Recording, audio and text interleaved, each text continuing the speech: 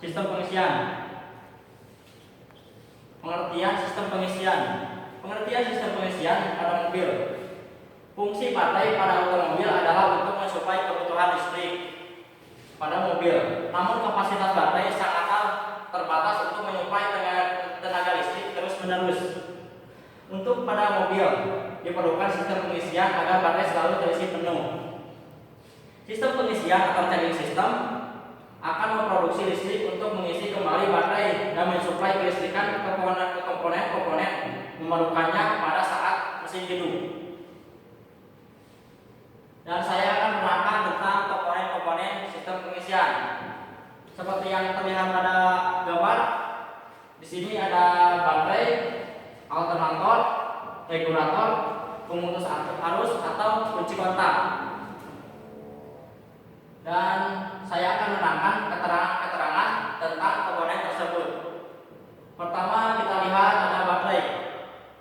Baterai berfungsi untuk menyimpan arus listrik dan sumber arus listrik pada mobil pada sistem kelistrikan. Dan sistem yang selanjutnya adalah alternator. Alternator berfungsi sebagai pembangkit arus listrik atau penghasil arus listrik bolak-balik atau AC. Kemudian dirubah menjadi arus arah atau DC oleh dioda rectifier. Dan selanjutnya kita lihat ada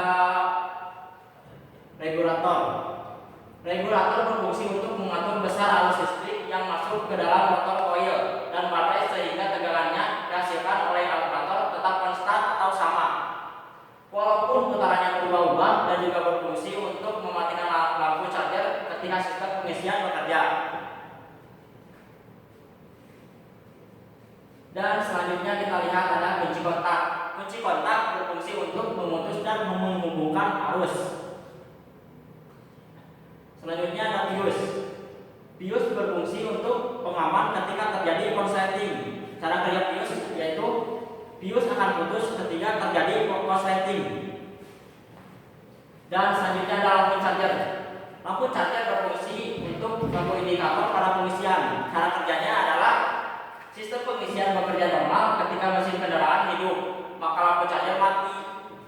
Dan jika kunci kontak on mesin mati, maka lampu charger akan menyala. Selanjutnya saya akan menerangkan tentang komponen-komponen alternator. Pertama kita lihat ada puli. Puli berfungsi untuk menerima tenaga mekanis dari mesin untuk memutarkan alternator. Selanjutnya kipas. Kipas berfungsi mendinginkan rangkaian dioda dan kumparan-kumparan dan semua komponen yang ada dalam alternator itu sendiri. Dan selanjutnya kita lihat ada rotor.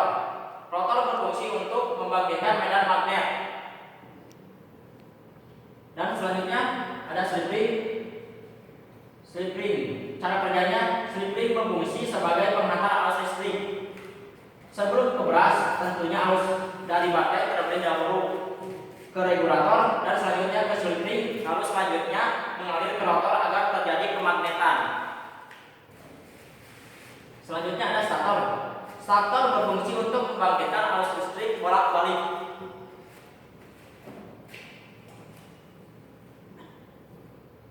Selanjutnya ada end-frame. End-frame berfungsi untuk pemegang bagian-bagian alternator. End-frame dilengkapi lubang-lubang ventilasi untuk tempat mengalirnya udara pendingin. Selanjutnya ada brush dan rumah brush. Brush berfungsi untuk menghubungkan arus listrik dari voltase regulator ke slip ring dan menghubungkan slip ring satunya ke massa. Dan rumah brush berfungsi untuk dudukan brush itu sendiri dan pegas pendorong brush.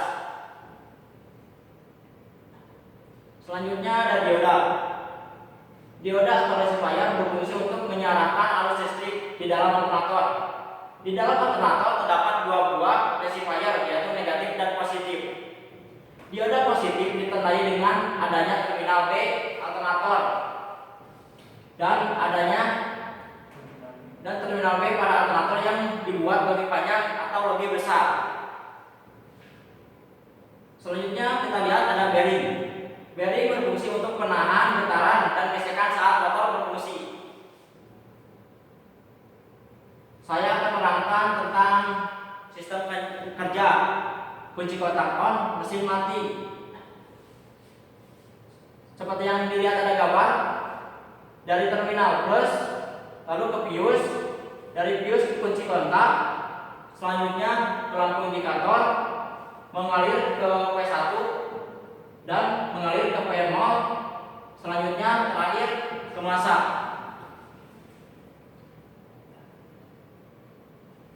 Dengan kondisi ini, maka rotor coil akan penuh menjadi magnet. Jika rotor berputar, maka stator coil akan menghasilkan arus listrik yang besar.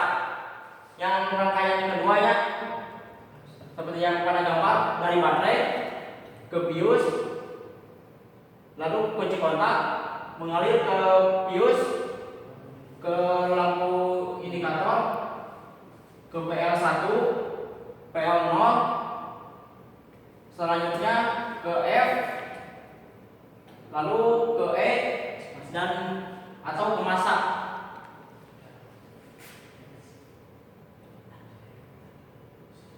Dan saya akan menerangkan tentang mesin hidup atau putaran sedang.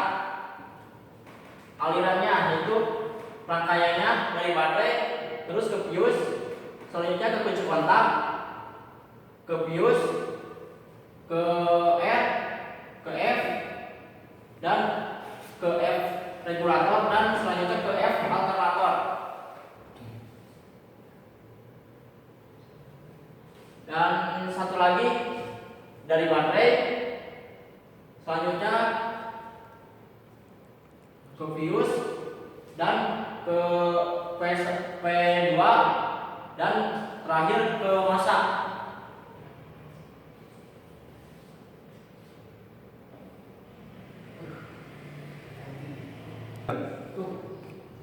Selanjutnya saya akan menerangkan tentang aliran arus saat kecepatan sedang ke tinggi.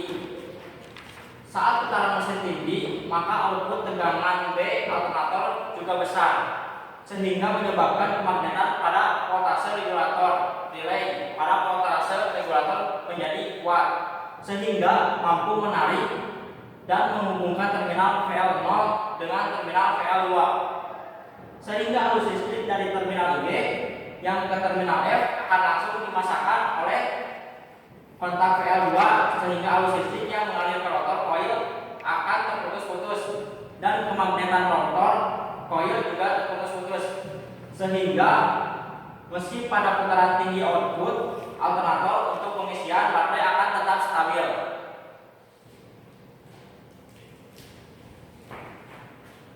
Sekian pembahasan dari saya tentang sistem pengisian. Semoga bermanfaat. Terima kasih. Assalamualaikum warahmatullahi wabarakatuh.